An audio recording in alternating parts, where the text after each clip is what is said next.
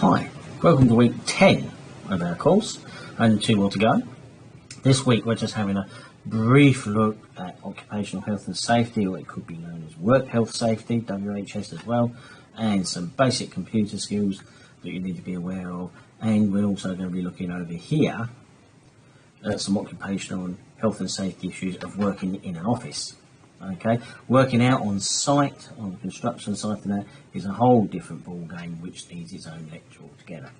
So we won't be covering that here. The first thing to do is to have a little look at stress. Now, your mental health, my mental health, everybody's is not an even thing throughout your life. It goes up and down all the time. You have events like the death of a partner or a parent, or the birth of a baby, or the loss of a job. They can all have quite a dire impact on the way you're feeling and behave. It says here, obviously, it's not static, so we need to know ways of managing it. And one of the most important things is to identify it's actually happening. But it costs a lot of money. It can cost business a lot of money. Now, I don't click this because I just found out it doesn't run, but I've got it on another screen, which I will bring across because it does run on this screen. So I click. This is interesting. Welcome to Heads Up.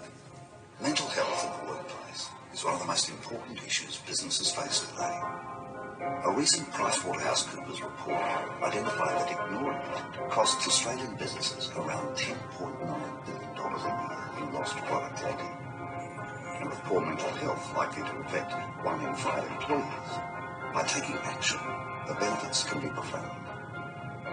PwC discovered that on average across all businesses, for every $1 invested in mental health initiatives, there's a return of $2.30. And the report showed that in many industries, the returns are even greater. For example, for every $1 invested in public administration of the safety industry, there's a return of $5.70. With the same return for every dollar invested in electricity, gas, water and waste services industries, and within the mining sector. And the numbers are compelling within other sectors, such as information media and telecommunications, healthcare and social assistance, manufacturing, and financial and insurance services. The benefits are clear. Business leaders need to make a long-term commitment to a mentally healthy workplace. This will help create happier employees and attract and retain top talent. To learn more, go to headsup.org.au, where you can also download the PricewaterhouseCoopers report. By taking the initiative, you'll not only make your company a better place to work, you can help make it more productive. And that's just good business. Quite an interesting little thing. Just that, I'm going to show you this one as well. Again, it's equally short.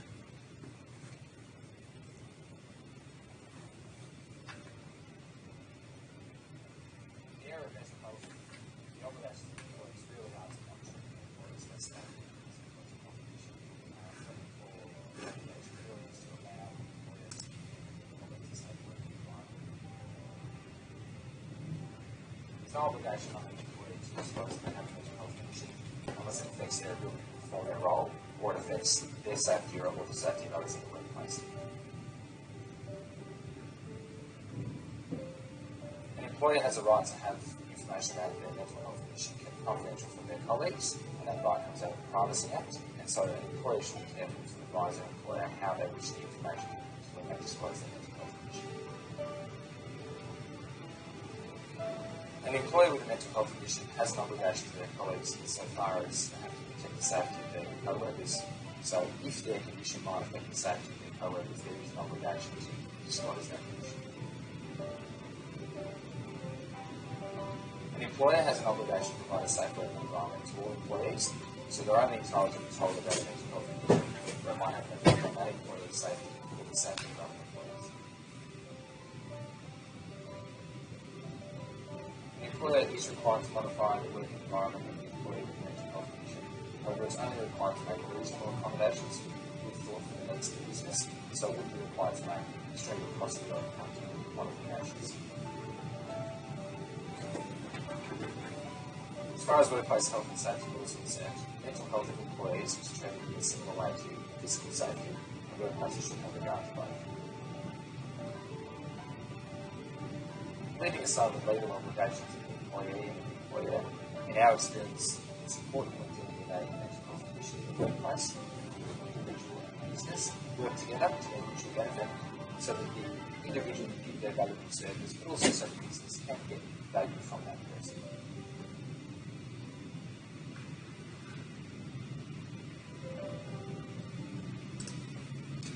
So there we go, quite interesting. Minimise down there. And whilst I was writing this came up on the BBC News website. And I'll just drag this over because it's uncanny this should appear as I'm writing this. So we've got these young Goldman Sachs bankers. They're only asking for an 80-hour-week cap. Now these are sort of interns and young ones who are desperately trying to make their mark to get a decent job there. So they've got first-year bankers at Goldman Sachs. A warning they might quit unless their work conditions improve. An internal survey, and it's not of a vast number, it's only 13 employees so far, so that on average they're doing 95 hours a week. I mean, most jobs now do 37 and a half. Their relationships suffered, their physical and, in our interest, the mental health part of it is inflicted. Now this is happening now. This is March 2021. This came up. Okay, so they're warning they might leave within 6 months. Bosses are rejecting it. The survey offers a rare glimpse into the competitive work culture. Started circulating on Wednesday. BBC understood the survey was conducted by a self-selected group of first-year investment bank analysts. So we can't take it as being unbiased because they may have selected only the people they know that were having problems. But these are signs of mental problems beginning to develop. Sleep deprivation is a main issue that can affect you. Okay, the job satisfaction was negatively affected, and 77% have been victims of workplace abuse. We thought this was all being dealt with. So there's other ones. So there's David, works in software development. He'd travel from home in Torquay in Devon to London, which is quite a long way. So he'd go Sunday, return Friday. He used to stay away during the week, as I did, working in Mackay before I moved here. On top of his job, he had a side project that kept him going on late or early into the mornings and at weekends. His wife says he's a workaholic. Another one, before working for the firm, analysts assess their own mental health, 8.8 out of 10, physical health, 9 out of 10. After starting the work, this is back to the Goldman Sachs boys, they're down to 2.8 and their physical down to 2.3, which is completely unacceptable. 83% have experienced excessive monitoring or micromanagement. I feel for them there. And 17 frequently experience shouting or swearing. Yep, that happens where, in some places I've been and were. So we talk about employment burnout. There's other things you can do here, but I just wanted to throw it up there because it just appeared as I was writing this, and I thought, well, it was meant to be that we see this. So there we go. So we've seen both of these. That was the legal point of view mostly. What are the signs of stress? How are you going to identify if you are suffering from it? And also identify if a colleague is suffering. Often the person who's beginning to suffer doesn't notice it. It's the people around them that notice it. So what are the signs? Well, there's obvious physical signs. You get chest palpitations and pain. Don't mistake it for a heart attack, although it could be in some people. You get fatigue, you just don't seem to sleep, you're tired all the time, that makes you tetchy, and you can see that in the workplace with some people, especially when a big project's having a bit of a problem. I always have to bring up sex, don't they? Reduced interest in it. You can end up feeling sick or having diarrhoea. You're more susceptible to catching things like colds and flu. and other minor ailments. You can get muscle tension, which can give you pains. Muscle tension gives you headaches. It can also end up getting you bad backs, bad shoulders. It can affect you in that way. You can have almost panic sessions, really, fast breathing or shallow breathing. And you can break into cold sweats for no reason. Your appetite, you'll either lose appetite, I wish that would happen to me, or your appetite would change. And you'll have trouble sleeping properly. The non-physical ones are more difficult to pin down. You can feel overwhelmed or frustrated. You can actually feel guilty that you're not feeling well. Then genuinely makes you feel pretty unhappy about things. You can get irritable. Yeah, I noticed that one with myself. You can lose confidence, or you can't make decisions. You can think negatively all the time. I know people like that, and I suffered that as well. You can have racing thoughts. You can have trouble remembering things, and you worry too much. They're the non-physical signs of it. Hopefully none of you have got any of those at the moment.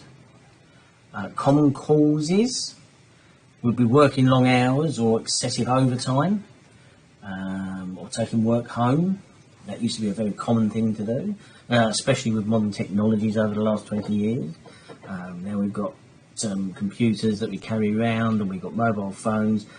Quite a lot of work environments and bosses thought that gave them the right to contact you at any time. In France, they've introduced legislation to prevent that now. Shift work, yep, that can cause stress.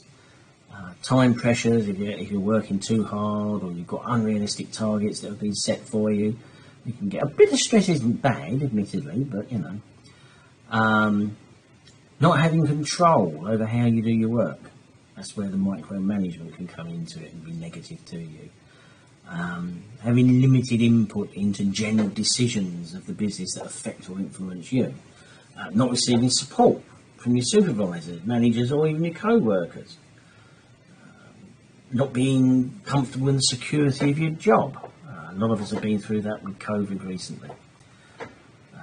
You can get high mental tasks demanding on you.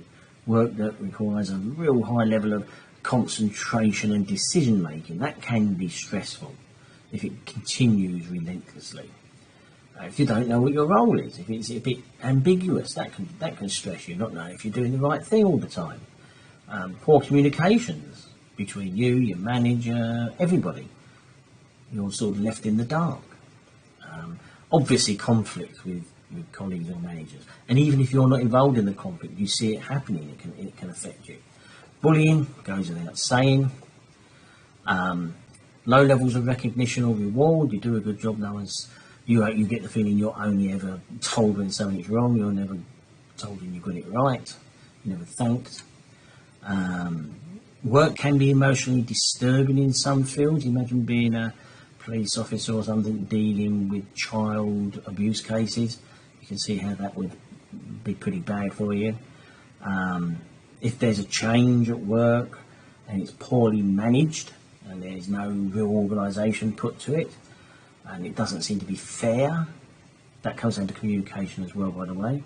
And then there's obviously the discrimination, which is ballooning out all the time. It used to be just discrimination based on your sex, then it was on your race, and now there's loads of other things. So that's a minefield for you, that one is. Strategies for managing yourself and your work thing. Well, I'm not going to talk about it because I'm not an expert on it, but if you go to this website, which I'll just drag across so you can see it, there's a lot more information in here for you. This is the Heads Up website, headsup.org.au, and I recommend you should work your way through that, not just for yourself, but so you'll be able to help your colleagues if you ever see somebody and you get into a managerial role. There's a lot of stuff here which is very, very helpful for you. So drag him away, or her away, or it away. Bullying. Well, bullying it's difficult. It's a much wider subject. Some people bully others and they don't know they're doing it. So it's not always intentional. Often I think it probably is, but I know of examples where I don't think they knew they were doing it. So you can use abusive, insulting or offensive language or comments. And what represents bullying for this will be different to what the work environment is and the individuals involved. If you've ever stood back on a construction site and listened to a couple of tradies talking, yes, that's a good example of it, but they don't take it that way. Unjustified or unreasonable criticism or complaints, they can crop up quite easily. This is why I keep saying you've got to keep records of everything, just as a backup. Singling someone out, treat them different from the others. It may be very minor different treatment, but that might be seen by someone who's not getting the treatment as they're being harassed or bullied, or the person who's singled out. So, plus it works both ways here. Don't be blinking about how you look at this. Withholding information from people, especially if they need it to do their job. If they're supervising, they're training, make sure they've got the right resources. If you deliberately withhold the resources so they can't do their job properly, that is bullying and harassment. Setting unreasonable timelines, or changing them all the time. Spreading misinformation or malicious rumours. Could be a legal issue there. So watch out for the gossip mongers. Stay away from them. Don't get involved with the gossip mongers. Make your own mind up about things. Change work arrangements, like your timetable, your rosters, when you can and can't go on leave. Make it really difficult for people deliberately. I've seen that happen in other places, not to me, but setting tasks that are unreasonably too simple for somebody, belittling them, or way above their ability, to stress them out. Humiliating, shouting or threatening. Yeah, well, it goes without saying that does. Excluding someone from taking part in activities that relate to their work and could also be social functions that are done around work. Refuse to acknowledge the contributions somebody's made and the achievements they've made. Okay, they take credit for that work themselves. Hazing. Well, initiating hazing where someone's made to do humiliating or inappropriate things. In the old days, they've always heard the story of the young apprentice goes to the print works and he's sent out to buy striped paint or something like that. You can teasing or playing practical jokes. Well, humour is very useful in the workplace, but you've got to be careful what type of humour you use and who you're using it with. The sort of joke I would tell a couple of people in the office that I get on really well with would be completely inappropriate for some other people. So you've got to be able to judge it very carefully. If in doubt, play on the safe side. Refusing someone's annual leave, questioning them about their sick leave, especially if it's compassionate leave, without grounds to think that they're pulling a fast one. Play mind games with them, gang up on them. It goes on and on the list. So there's your examples of your bullying. But of course, if stress keeps going, you can end up leading to depression. Now, depression, I'm not talking about in this lecture. I'm talking about depression in the tutorial this week. So Wednesday night, 8 PM, we are going to discuss depression as a semi-mini lecture. Okay, but it's too far-reaching to be done. Bear in mind, this tutorial probably will not be recorded because there will be quite a lot of personal information discussed between us all. So if you want to get involved, you've got to be at the tutorial for that one. Physical safety. Where's it gone? I've lost it. Well, physical safety generally, and we don't need a slide for physical safety, it's fairly straightforward. You are responsible for your own physical safety. Okay? Okay, we know if you're going out, you need personal protective equipment, but it's up to you to wear it. Your employer may provide the hard hat for you, or the goggles, or the ear defenders, or the steel toe cap boots, or the high visible vest, etc., etc. But it's up to you to actually use the stuff. So you are responsible in the end. And your physical safety comes down to making sure that, one, and we'll talk about this a little bit later on here, people know where you are, know when to expect you back in an office. Therefore, they know something's gone wrong. He's not back, and they say, well, where's Jeff? He should have been back 3 hours ago. They're going to be on the phone to him. They're going to be trying to find out where he was. They'll look in his diary. They'll ring up the contact of where he went to. Okay, it's all a safety measure for you. Your personal safety means you do not do anything you're uncomfortable to do. If you don't want to go up that 20-metre high, unrestrained, bouncy timber ladder, you don't go up the ladder. No one can force you to do that to perform the task of your work. Okay, you don't have to go in confined spaces. You don't have to be abused by somebody. You can leave. Leave at any point from any meeting, any arrangement, whatever. You are responsible for your own safety. Your personal safety goes to travel, so you are responsible for how you operate a vehicle. I hope you're getting the point here. You are responsible for your personal safety. With the ladies, it's exactly the same, although I'd recommend that ladies probably take a few extra precautions depending on where they're going. So if they're going to be out a little bit alone somewhere, maybe they're inspecting warehouses, or they've got to go out after a facility's closed at night to go and look around. You want to make sure maybe there's a colleague with you, maybe make sure your phone's working. You might have an alarm on you that you can use, and you may arrange to check in every half an hour with somebody to make sure everything's okay. You're responsible for your own safety again. Basic computer skills.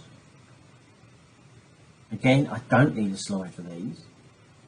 Your basic computer skills, it's surprising. We seem to think that everybody knows how to use a computer nowadays, when there's a lot of people around, me to a small extent, struggle to use all the functionality of this.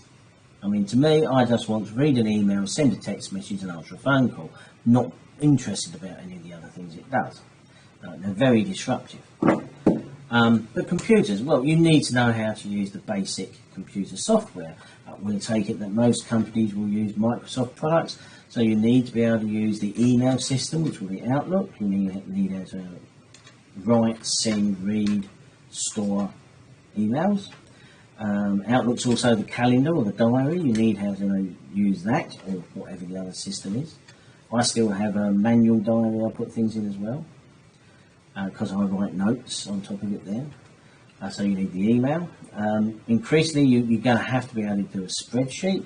We use spreadsheets for doing tender analysis, etc. So you need spreadsheets. You need to be able to use presentation software such as PowerPoint. The one that I use is called Prezi.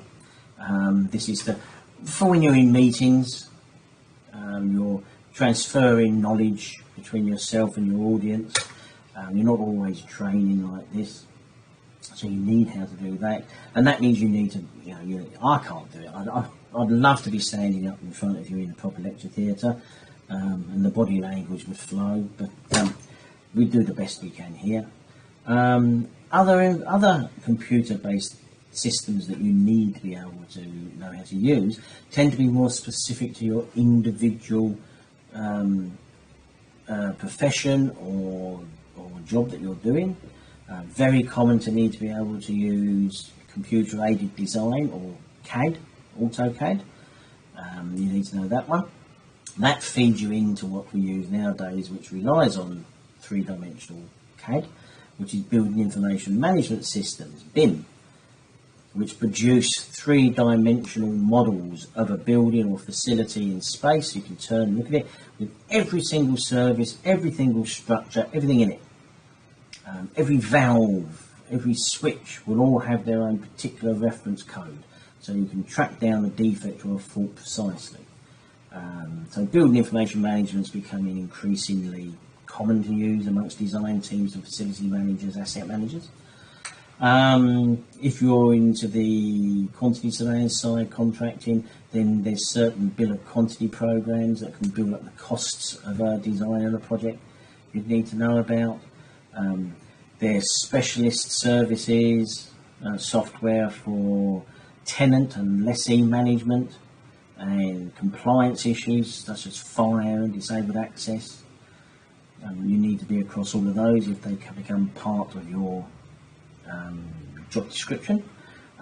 Secondary ones which are quite useful to be able to use is social media increasingly nowadays, but I'm sure most of you young ones are over that. Us older ones are probably still struggling with Facebook.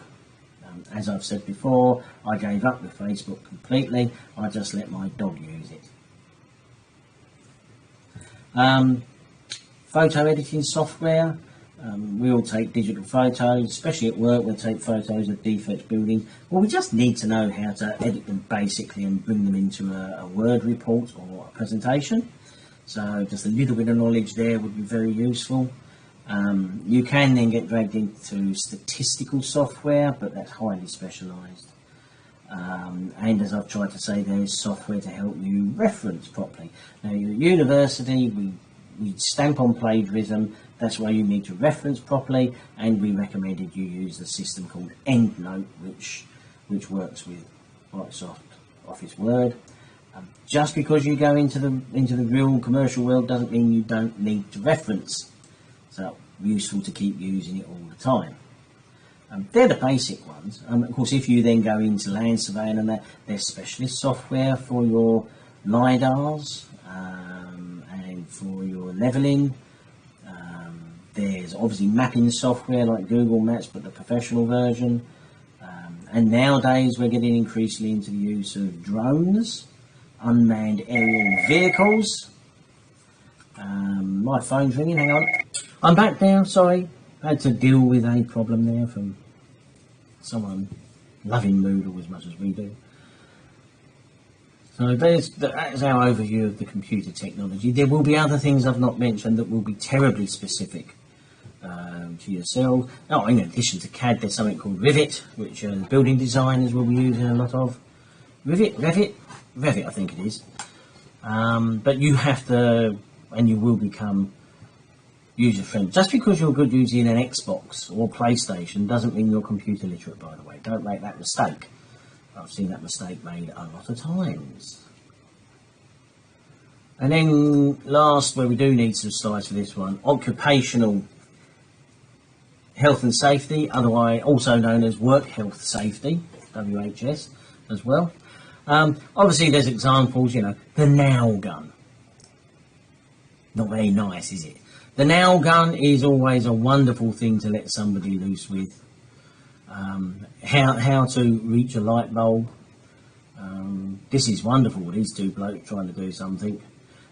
Typical PPE, protect your hearing, your eyes, your head, your gloves, it goes on and on and on. But because we're dealing with office-based health and safety at the moment, we're really looking at things like how do you sit for hours on end working without getting problems? The answer is you don't and you can't. You have to get up and move. I mean, I never sit still. You have to get up and walk around probably every 40 minutes to an hour. And if that just means you're going to the toilet or you're going to make a cup of coffee, it gets you up and about and moving, okay? But your basic work environment needs to be correct. Now, you'll often hear that sitting is now considered to be the new smoking in its adverse effects to our health, and you'll get a lot of people who are standing up at a workstation. Very common this is. Normally it's an ordinary desk with an extra stand on the top of it here, but you can stand up, you can have an adjustable stool. If you're standing, you don't want to be on a hard surface. You can see people, if you're going to Kmart and that, and they're just checking your bags, they'll be standing on a soft mat if you look carefully, or should be. You get it at the right height, your elbow should be at 90 degrees, screen at arm's length, and if you can't see at arm's length you need glasses, height of the screen. You make sure that your upper back and your lower back on your seat here. So there's a lot of stuff there going on. But if you're sitting, then we're concerned with the upper back. The lower back, the curved part can be an issue if you haven't got a chair. I've got a chair at the right height which curves in there nicely because I have a dodgy back anyway. When you're sitting, you need a little bit of padding there. You can't really sit like this on a hard chair for a long period of time. Where you bend, you don't want it rubbing against the back of your leg. So you need just a little bit of space there. Feet should be flat on the floor. Okay, shouldn't be touching the seat, as I said. Arms should be at about 90 degrees, maybe a little bit up at 100, just there, and just sit here and, yep, that's what I've got. And your screen, I know we've got flat screens now. Normally they say that, but my screen's here more or less directly in front of me. So I comply with most of that. And this goes if you're working from home as well. Your home area needs to comply with this sort of stuff. So let's have a look at the office itself. These are the risks, and these come from the University of New South Wales. Their facilities department came up with these, and I couldn't find anything that was any better. So don't reinvent the wheel, reference it to them. In an office generally, it's not uncommon to find that things like photocopiers and that have been shoved in a little, what used to be a cupboard, but they call it a room, to keep them out of the way. Worst thing you can possibly do, they need ventilation. Okay, there's a lot of nasty stuff comes out with photocopiers because of the chemicals and the inks that used. A lot of ozone comes out of them for a start, so they need to be well ventilated areas. So this isn't just for when you're at work, by the way. If you go somewhere else, you could be inspecting a work environment and you look for little things like this. So good ventilation, okay? You might find there's poor housekeeping, which could mean things are left on the floor for you to trip over in an office. There could be cables dangling across the floor. Bit of a no-no, really, so you've got to watch out for that. Are your desks and your workbenches? Desks and workbenches can be slightly different things, but desk, is it at the right height? Remember, that's different for everybody because we're all different heights. So are they right? Is there anything hazardous? Have they got sharp edges? Are there any moving parts that you could accidentally touch? Is there anything hot that you could bump into or touch? That could be in the kitchen, really.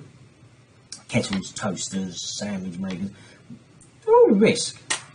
If there's a way of injuring yourself on it, someone will undoubtedly do it. That's my experience.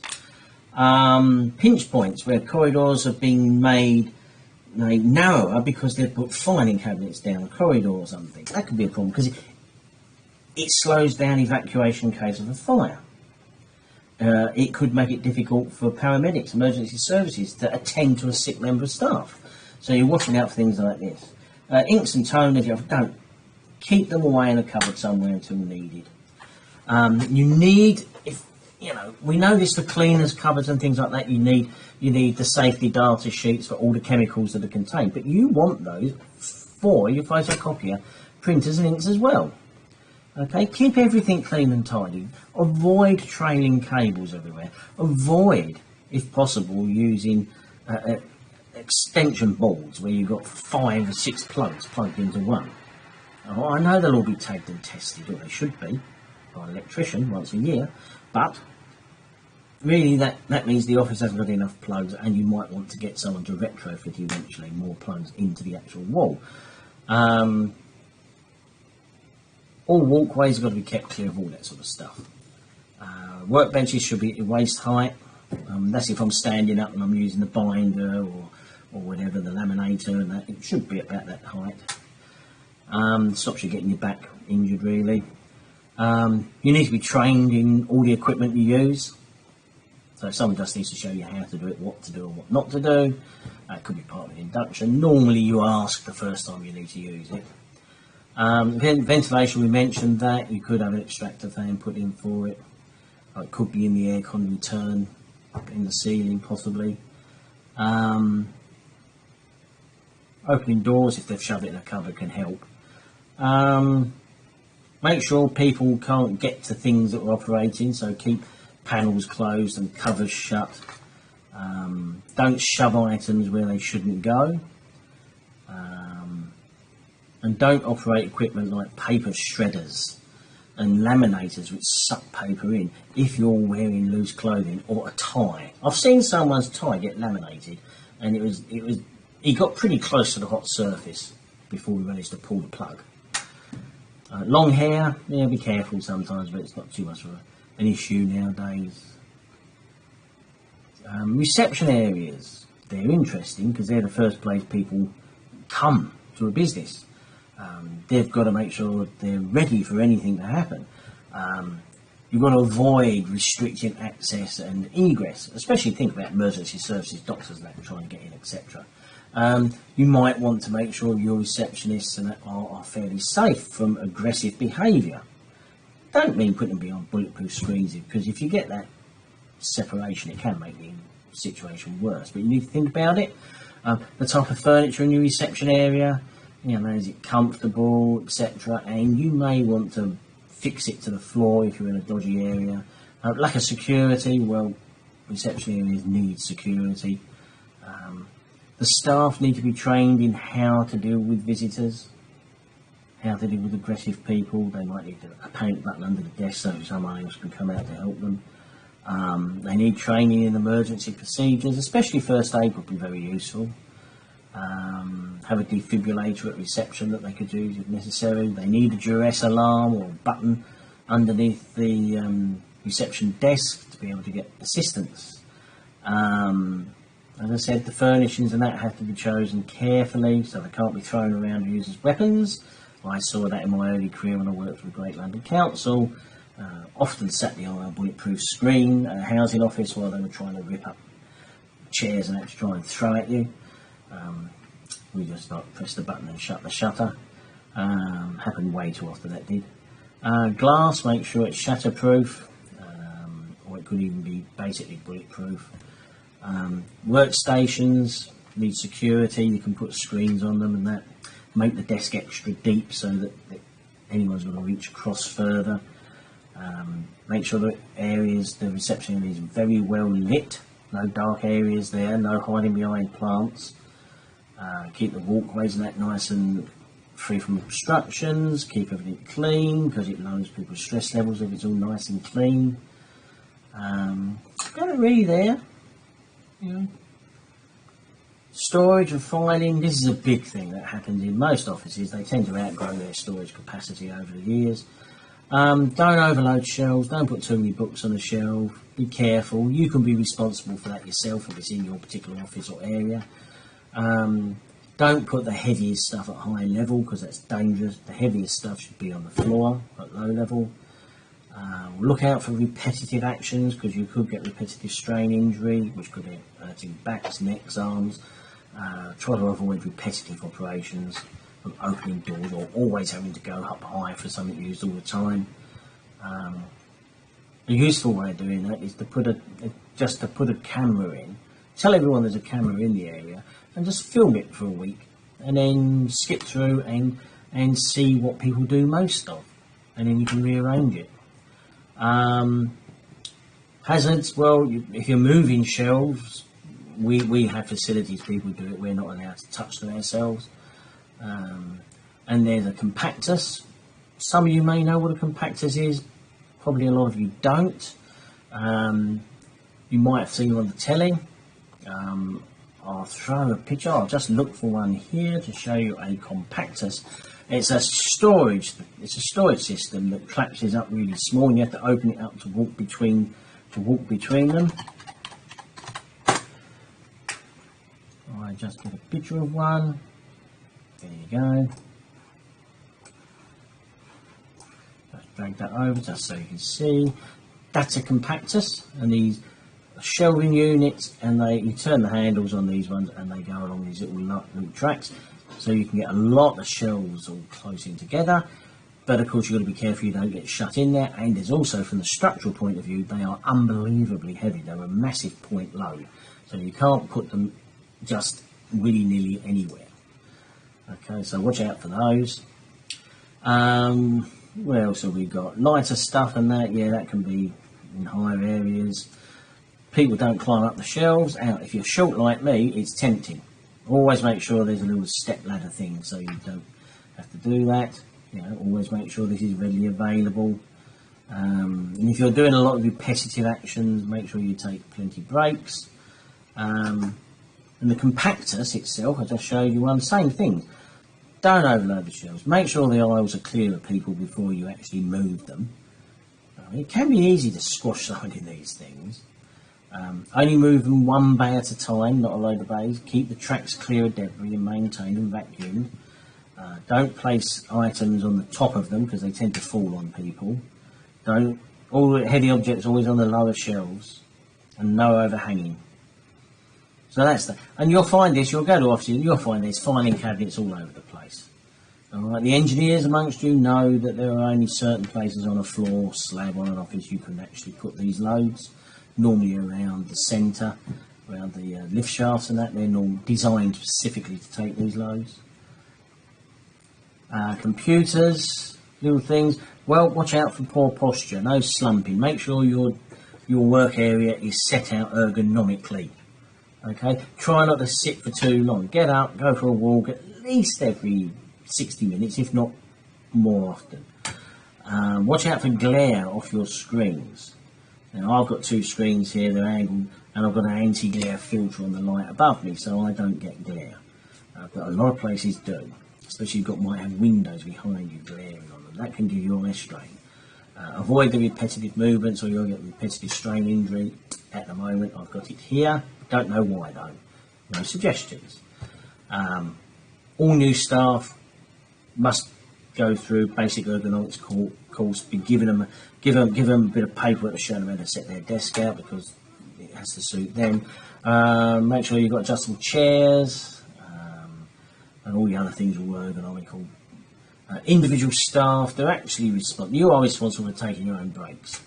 I know you might work somewhere where, you know, only set times, but you go, have a walk, have a stretch, change the focus of your vision by looking out the window, and that's how you exercise your eyes a little bit. If you get any symptoms of anything you think might be due to bad posture, etc., report it straight away, and then something can be done about it quite simply. Okay, and you'll get companies give you a workstation setup page where you can get more information from them. When you're out of the office, very simple, we travel out the office. Now, I'm not going to talk to you about going on a construction site because that's an entire lecture on its own, and I'm going to try and cover some of that in this week's tutorial on Wednesday night, 8 PM. I wonder if more than 10 people are going to turn up. There's only 48 on the course. When you go out the office, you're going to travel. You're either going to drive or fly or take a bus or take a train or whatever. Well, that needs to be arranged through work, and you're responsible for your safety. If you drive, you make sure you follow the rules of the road. You make sure you don't drive for more than 2 hours without a break. Stop for a cup of tea, bit of petrol and that, just to rest yourself up. Try to avoid driving when it's dark in Queensland if you can, otherwise you'll hit things. Make sure you've got plenty of fluids in the car. When you're out and about, make sure, again, we're in a sunny, hot country here, so make sure you've got insect repellents and you've got sunscreen to avoid getting sun cancers, and wear a hat and wear sunglasses. I mean, it's obvious things your parents would tell you, really. Communications when you're out the office, well, we've all got mobile phones. Make sure someone in the office knows your number and you've got the necessary numbers in your phone. Make sure your phone's charged and you take a charger with you if you're away for a few days. And occasionally ring the office to check in, just say, how's it going? They're not being Big Brother. They just, if they don't hear from you, they're going to think something's happened when they're concerned for you. Well, most places would be. Food, drink and that, yep, make sure you eat properly, you drink plenty of stuff. Avoid the alcohol if you're driving, obviously. If you do go anywhere where there's machinery or confined, do not drink first. Personal protective equipment, you may be issued with it, but as I said earlier, you're responsible to use the stuff. And if you get into a situation where you don't have a piece of equipment you need, if you can't source it yourself or borrow it on site, then you can't go in that place or that area. Okay, so most importantly for us consultancy types are steel toe cap shoes or boots, a hard hat, glasses for eye protection, fluorescent jackets, gloves, and ear defenders if you're going in a machinery type room. I used to go in a lot of plant rooms with compressors going, so I had some. But it's up to you to do it. When you go to a location, there's probably a visitor's book you need to sign in. There's probably an induction of 5 minutes or so you have to do. Do it, get recorded that you did it. That protects you from liability to a degree. Keep records of everything you do. Keep records of when you're leaving, where you're going, when you think you're going to be there, for how long, and when you're back. Make sure the office knows when you're leaving and when you're back. And if they haven't heard from you, then they should start trying to find you in case you've had an accident on the road or something like that. That's why you need to tell them.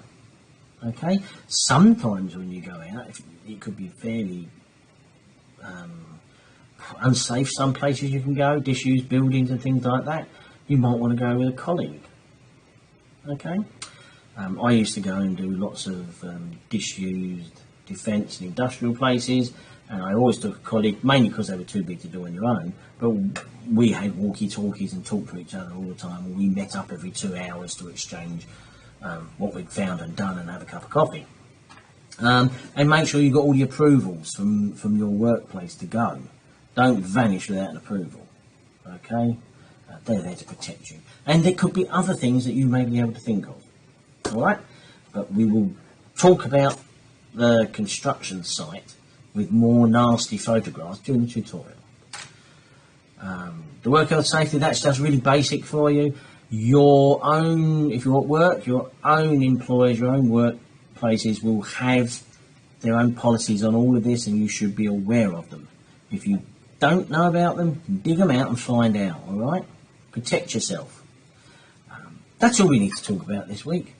I'm still waiting for these people to fall off their ladders, but and that's the least gruesome picture I could find.